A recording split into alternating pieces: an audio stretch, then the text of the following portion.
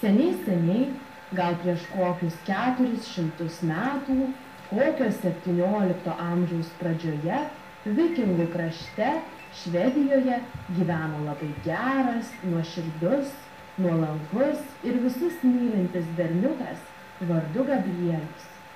Vaikiukas savo grožiu žavėjo ne vieną gyvenvietės gyventoją, į šalį atvykusius svečių šalių pirklius, kurie negalėjo atitraukti akių nuo spindinčių rudų Gabrieliaus plaukelių bei smaragdiškai žalių akelių.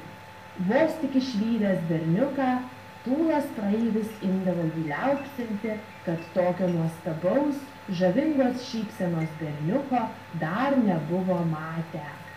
Kaip vijurkas bėgo metai, neatpažįstamai keitėsi miesteliai ir jų gyventojai, tačiau vienas dalykas išliko nepakitęs – tai berniuko linksmumas, judrumas ir nuostabumas. Mažasis Gabrielius vis augo ir dailėjo, o liaupsių jam niekas negailėjo. Tačiau kartą ėmė ir nutiko nedidis dalykas. Tėvų ir miestelėnų mylėtinis ėmė ir pradėjo rodyti savo ožiukus. Viskas prasidėjo nuo to, kad mažasis gražuolis vieną saulėtą vasaros rytmetį atsisakė susitvarkyti savo išmėtytus žaisliukus, o vėliau ėmė atsisakyti ir saldaus pietų miegelio. Ne, nenoriu, vis sušukdavo rudaplaukis berniukas, vos tik suplukusiai mamai šūktelėjus jį ateiti į kambarį prie išmėtytų žaisliukų.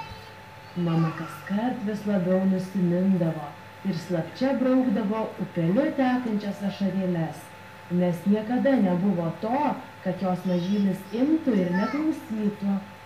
Ir visgi kaskart nutikus tokiam incidentui, geraširdė mama nuspręsdavo neversti savo mažojo princo elgtis taip, kaip jis nenori. Antrąjį ne, mažylis Gabrielius ištarė mielajam tėčiui, šiam paliepus apsirengti naktinukais ir eiti pietų miegelio. Ką man tas popiečio miegelis, jei ir taip jaučiuosi labai gerai? Gerokai pyktelėjęs paklausė numylėtasis sūnus. Tėtis netikėtai pasimetė. Iš kur buvęs toks geras ir linksmas vaikas, jų Gabrieliukas išmoko rodyti ožiukus? Po šių dviejų netikėtų atsikalbinėjimo kartų sekė ir kiti, kur kas rimtesni. Po kiek laiko mažylio Gabrieliaus tėveliai beveik visiškai nebesusikalbėjo su savo sūneliu. Jei tik ko nors paprašydavo, kas sūnui atrodė nemalonu ar nereikalinga, visad išgirsdavo tą nelemtą jį žodelį ne. Kaltino jie tik save, manė, kad padarė didžiulę klaidą, leisdami savo mažajam princui daryti viską, ko tik jo maža širdelė geidžia. Vieną artėjančio pavasario dieną, danguje krentant mažai žvaigždelį, mažylio mama panorėjo, kad jos sūnelis pasikeistų, kad suprastų, jog žodis ne kartais gali būti labai nemalonus ir skaudus ir kad negalima būti tokiam užsispyrusiam kiekviename gyvenimo žingsnyje. Mamytė taip pat pagalvojo, kad sūnelis galbūt suprastų blogai besielgiantis, jei negalėtų gauti to, ko nori. Tačiau juk niekada ji neišdrįs savo mažajam kažko nesuteikti. Su tokiamis mintimis mama iškeliavo į sapnų karalystę.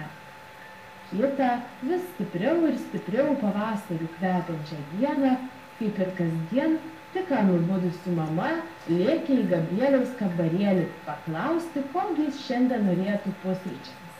Gal manų košės su gardžiu cinamonu, o gal su aviečių uogiene, o gal mėgstamų kukurūzų? Rūpestingai ir su viltimi domėjosi mama. Bet veltui, berniuko atsakymas buvo vienintelis – ne.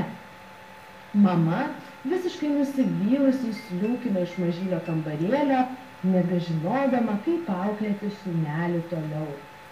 Net krentanti pavasarinė dangaus žvaigždė ir patyliukais aną vakarą sugalvotas noras nepadėjo sūnui nė trupučio pasikeisti, graudindamasi pamąstė mažylio mama. Visgi viskas buvo ne taip. Mamos noras išsipildė.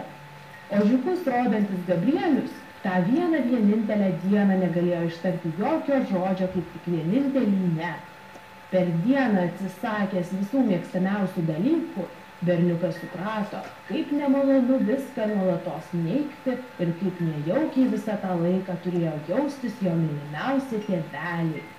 Praleidęs dieną vienas namuose, nes privalėjo atsisakyti įprastai linksmų žaidynių su draugais, skaniausių pasaulyje pusryčių su mylimiausiais tėvais, mažasis gražuolis suprato, kaip liūdna būti vienam ir kad tokių užsispyrusių su ragučiais žmogeliukų greitai niekas nemėgs.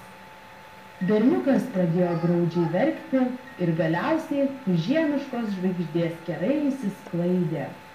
Berniukas lėkte lėkė atsiprašyti tėvelių ir visų kitų savo artimųjų už visus ištartus žodelius ne. Nuo to laiko mažylis Gabrielius visada gerai apgalvodavo, ar verta rodyti savo ožiukus ir nedaryti to, ko jis nenori, nors galbūt ir reikia.